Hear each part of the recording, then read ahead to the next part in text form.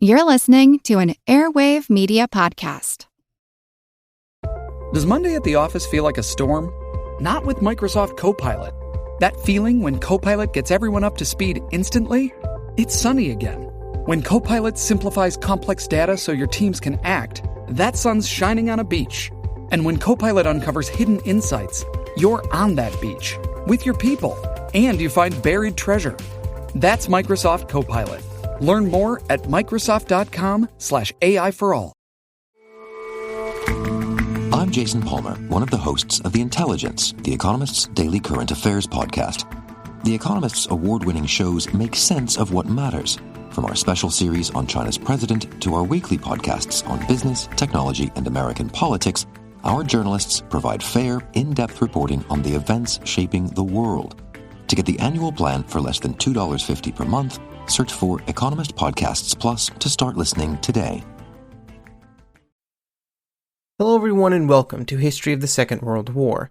On this episode of our Spanish Civil War interview series, I was joined by Harry Taylor, a PhD researcher who focuses on the reaction of Britain to the Spanish Civil War.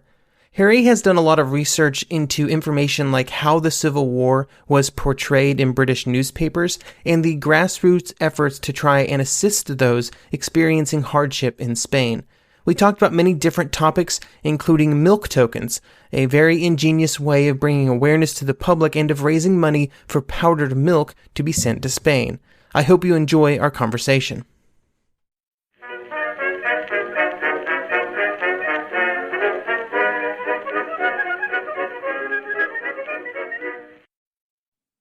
Hello everyone and welcome to the Spanish Civil War interview series. Today I'm joined by Harry Taylor, a PhD student at Sheffield Hallam University who's currently researching Britain and the Spanish Civil War.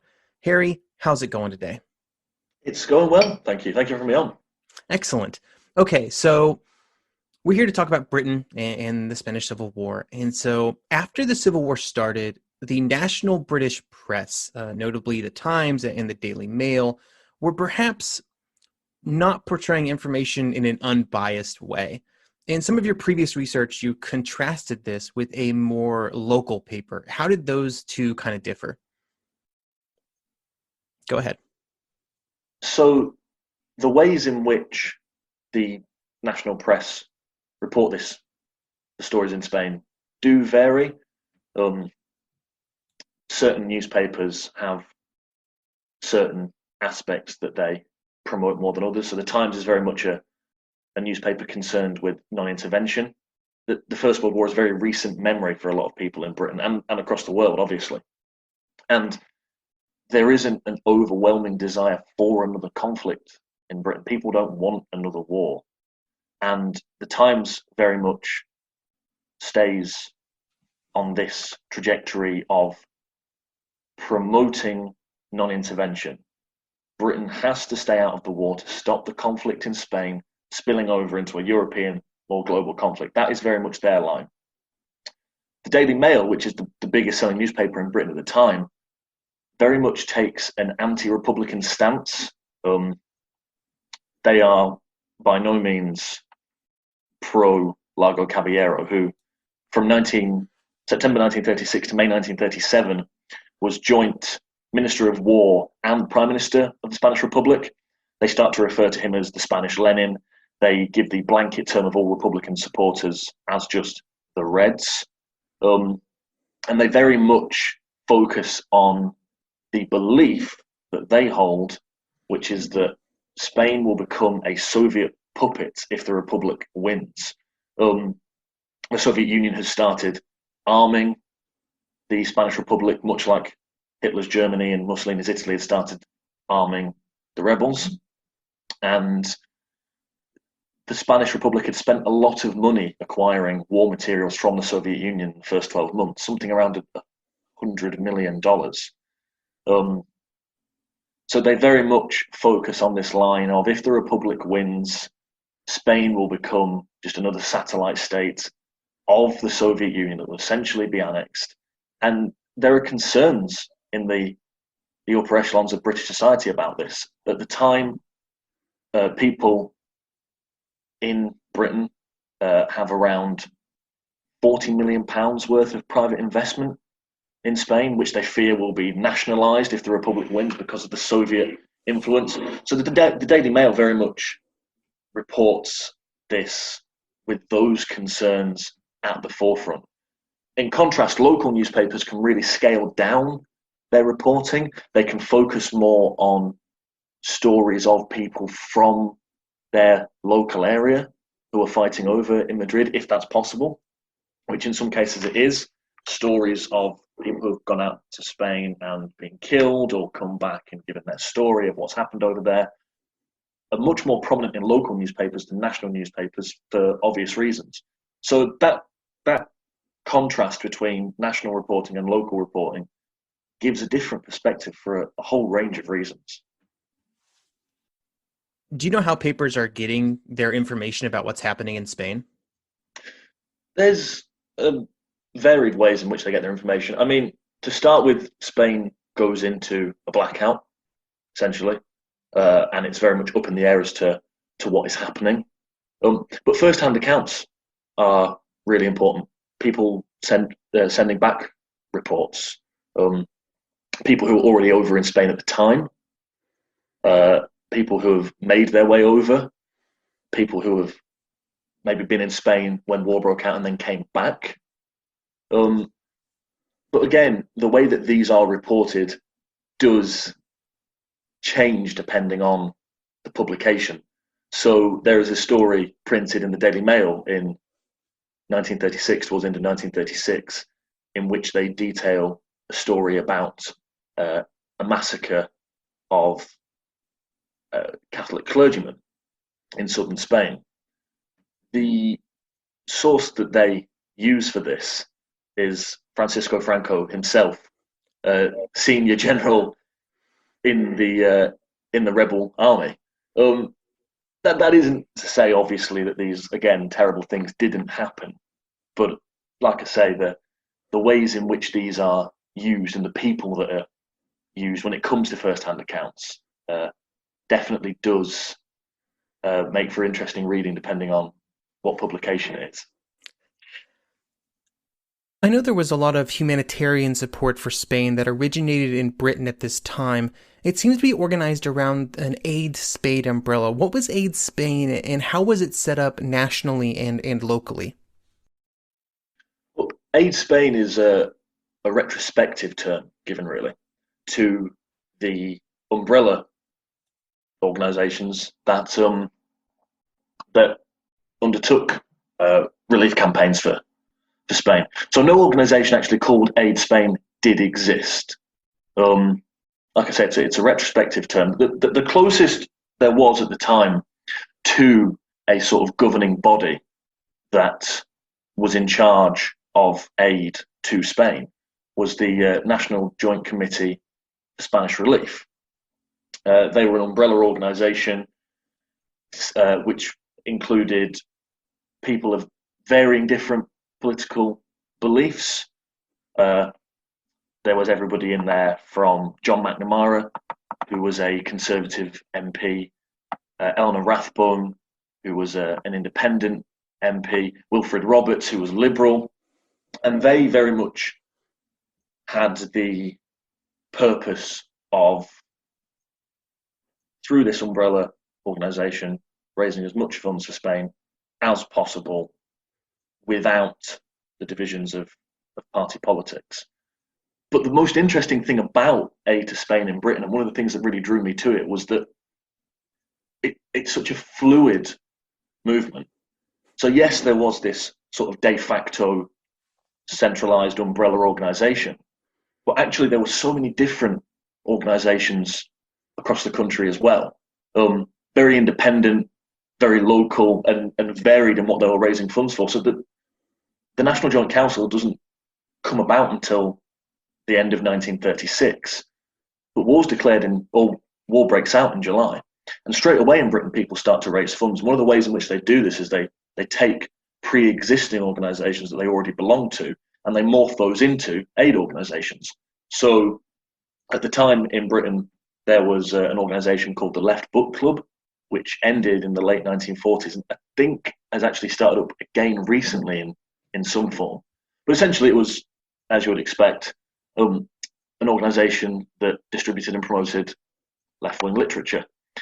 And these groups were already organised with people of similar political sympathies, and they made great vessels essentially to transform into an aid organisation. The structure was already there, the members were already there. So there's a contrast between, like I say, this sort of umbrella organisation and then the local independent organisations as well. You mentioned different political beliefs. How would the different political beliefs affect what these groups were doing? Or was it just, you are too far left from me, so I'm not going to give you money, no matter what you say you're going to do with it? It does cause problems more in the actual organisations themselves than how they attempt to interact with the public and at a grassroots level. So, as I mentioned, there's the National Joint Council, but the Trade Union Congress, affiliated to the Labour Party, refuses to work with communists and those affiliated to the Communist Party. There are aspects of the Labour Party and the TUC that are very sceptical and suspicious of communism and communists at the time. And there are some fundraising endeavours that they refuse to become involved in because they're too closely linked to the Communist Party. And that leads to the TUC deciding that there is official and unofficial relief work for Spain, official being relief work that doesn't involve the communists, and unofficial relief work being the relief work that does involve the communists. But at a grassroots level, they try to avoid that. Like I say, these different organisations, they completely vary in how they can raise funds for Spain and how they can be organised. And they include so many different people of different political backgrounds, and even people who are not members of political parties, or maybe even apolitical. They just see this as the right thing to do, the humanitarian cause. So with regard to, and this is what my research specifically looks at, with regard to how the message is dispersed amongst the public in Britain, any overt mentions of party politics tend to be avoided. They focus more on the devastating effects of the war, the food shortages, the medical crisis, the refugee crisis that comes. And you see this on the actual material itself, which is distributed to promote these fundraising organisations. Images of families torn apart by war. Very, very rarely do these images include a man or a man of fit, healthy, fighting age. If men are depicted on these images, it is usually a frail old man. These images usually concern women and children. It promotes a sort of vulnerability of the Spanish people and their suffering. And it's trying to bring about an emotional response from the British Republic based on this being a simple case of right and wrong, rather than anything overtly party political. You mentioned leaflets and images there. How did these groups get information to as many groups as possible? How did they, manage their public relations campaign? So some of the most effective ways are just very simple and straightforward. They organise door-to-door leafleting campaigns, just as straightforward as that. So these are very, in some cases, so with regard to Sheffield, which is one of the examples that I look at in my research, one of the aid organisations there, because again, another aspect of this is that towns and cities may have more than one aid organisation depending on what they're raising money for. It could be food or medical supplies. One of the aid organisations there that morphs from the Left Book Club, they have a very strict and regimented system where every Wednesday night they would go to different parts of the city, push flyers through the door saying, we're raising funds for X in Spain. We'll be back on Friday. Please place any donations into this envelope. Or a lot of the times they were after canned food that could be sent over. And they would come back a few days later and they would collect what these people had given. And these leaflets and flyers sort of double up in their intent in a way. So the collection envelopes in a lot of cases that are pushed through the door and contain the information about we're raising funds for whatever it may be. A lot of the time they also mimic images that are seen on posters or in any other kind of environment. So you will start to see a poster depicting a refugeed family, which may be put up at an event at a town hall or a city hall where somebody is speaking. And then this exact same image is replicated onto an envelope, which is then put through someone's door when they are trying to raise money for collections. So they very much take Spain out of the newspapers and almost into people's front rooms in a way with this imagery and with these leafleting campaigns. But also, like I say, there's talks and rallies that are held, film showings. There's a huge variety of ways that they get the message out there. But yeah, some of the simpler tactics are the more effective.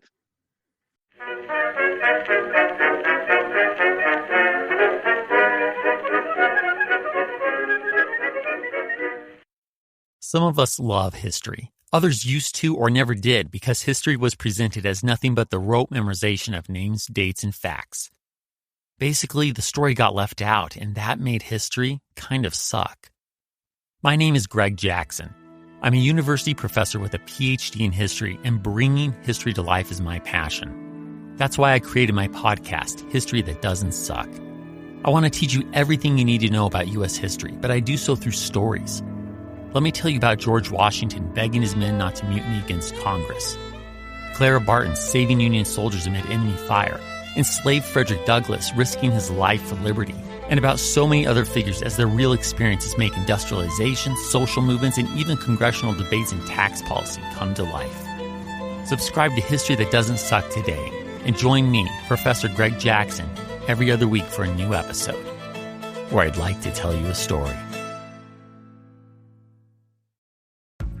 All you need is a few minutes to start your day off with something historic when you listen to the This Day in History podcast.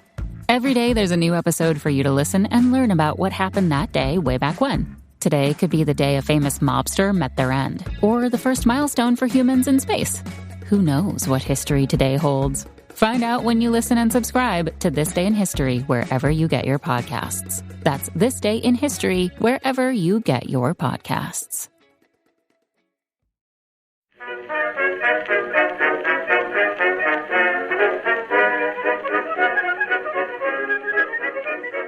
You mentioned these different groups that are targeting different things. Were there groups that specialized in raising or trying to get specific types of support, just money or maybe just food, for example, or something else? Yeah, there are. So with regard to food ship for Spain, there are several food ships that take collections of canned and tinned food and pounded milk and other such supplies from Britain over to Spain for people there who are obviously experiencing the food shortages. Medical aid as well is another one. The North Manchester Medical Aid Association, set up in 1936 with Communist Party backing. They raise funds specifically for purchasing of medical equipment, or even in some cases to send over people who are medically trained. So yeah, there are specific aspects of relief which are targeted by certain organisations. But again, a lot of the time, because of the nature of this fundraising, the fact that it is so fluid, you may get an organisation that at one point raises money for this particular aspect of relief, and then a few months later is raising money for another. In some of the research I did for this interview, including some of your own writing, You mentioned something called milk tokens as a way of raising funds. So were there any sort of kind of unique fundraising campaigns or public awareness campaigns? I think milk tokens are pretty unique. And so were they found to be successful?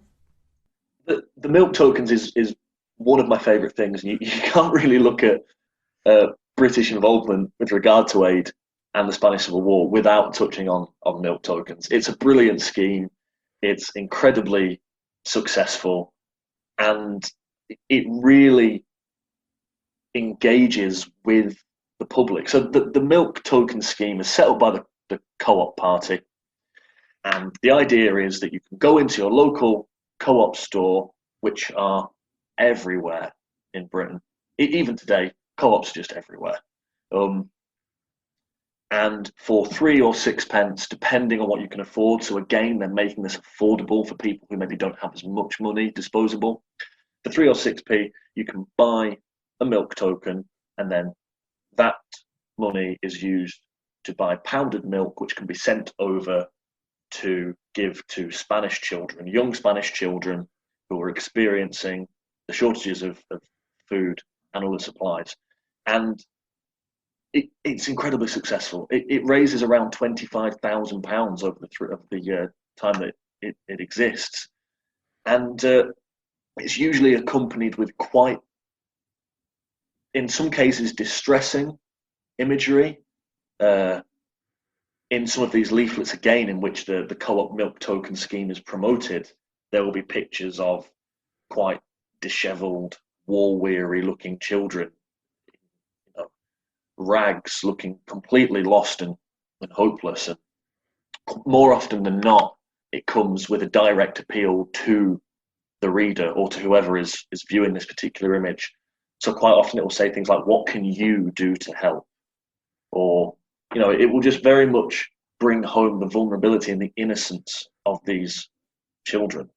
And one really particularly sort of harrowing image is a poster that is commissioned by the National Joint Council and designed by a Communist Party member, and it speaks of the need to raise funds to buy milk to help these children, but it shows a very sort of artistic interpretation of an emaciated child and their mother, and it's really quite shocking to see. So, like I say, this very accessible, very affordable means of raising money for something as simple as milk to help children really was successful and really did appeal to people's emotions and their empathy. And like I say, it works very well. Another way that people involved in these organisations, one, got the message out there, but two, also raised funds was through film. Film and cinema as a medium was relatively new, late 1930s. But during the First World War in Britain, when people would go to the cinema, before the shows started, they would usually be shown a short propaganda clip of how the war was going over on the Western Front, usually. And certain organisations take the growing popularity of the cinema, and they use it to the benefit of Spanish aid and relief for Spain. So one of the really successful films that is made and shown across Britain is a film called The Defence of Madrid, which 2 years ago at the International Brigade Memorial Trust conference. The International Brigade Memorial Trust is an organisation set up to preserve and promote the history and the memory of the men and women who went from Britain to fight for the international brigades. If anybody is interested in that aspect, they are well worth looking up. But 2 years ago, I was at their conference and they had the Defence of Madrid on microfilm, as it would have been shown then. And we watched it, and this film travelled across Britain and was shown in cinemas and local town halls and all kinds of other venues. And it's a silent film, not very long, showing day-to-day life in Madrid whilst it is under siege. And in late 1936. And some of the imagery is absolutely fascinating, but really quite emotive. It's destroyed houses, devastated streets, people rummaging, looking for their belongings in amongst the rubble. And then in some cases, just life going on as normal. People getting the bus to work or going to the shops. And it gives a real insight into daily life in a city that is under siege. And again, it kind of, like I mentioned earlier with the leaflets, takes the conflict from the newspapers and really puts it in front of people for them to see. And the defence of Madrid alone raised £6,000 across Britain, and it wasn't the only film. Spanish Earth and other films, which involve people like Orson Welles narrating them, and things like this. They were created and toured, for want of a better word, across Britain to raise funds, and they're incredibly successful. The Civil War goes on for several years. Were there any problems trying to keep momentum going on these campaigns over time? Was there a kind of ebb and flow to support? There are, yeah, and that leads to some organisations having to change up how they do things. The initial enthusiastic response, like I say, like you alluded to, starts to wear off after 3 years. Of course, this is the 1930s. Britain itself isn't in the best situation economically. People don't have a lot to give. One of the most surprising and kind of heartwarming things that I've discovered in researching this is that actually, in a lot of cases, it was people who had the least who gave the most. Some of the most successful areas up and down Britain where these aid groups campaigned and asked for donations were working class areas. But after 3 years, and with, like I say, Britain itself being in its own financially difficult situation, and so many different campaigns springing up, the donations do, for some relief organisations, start to slow down. So in 1937, there's a camp in Salford, just outside Manchester, which is set up for assisting and helping and caring for a small number of children who have come over from the Basque region as part of the Basque refugee crisis. And towards the end of 1937, donations for that particular camp and that particular organisation really start to slow down, to the extent where the actual camp itself is disbanded and the children are sent to other ones across the country because there's just not enough money coming in to support it.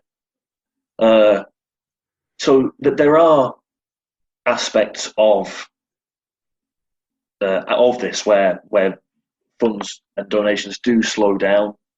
But one of the most fascinating things that I found is that actually, in some form, aid and relief actually carries on after the official end date of the conflict itself. Which is impressive given the overall situation in the late 1930s after the conflict ends. Yeah, very much so. I mean, a lot of those are for the sort of perspective then changes.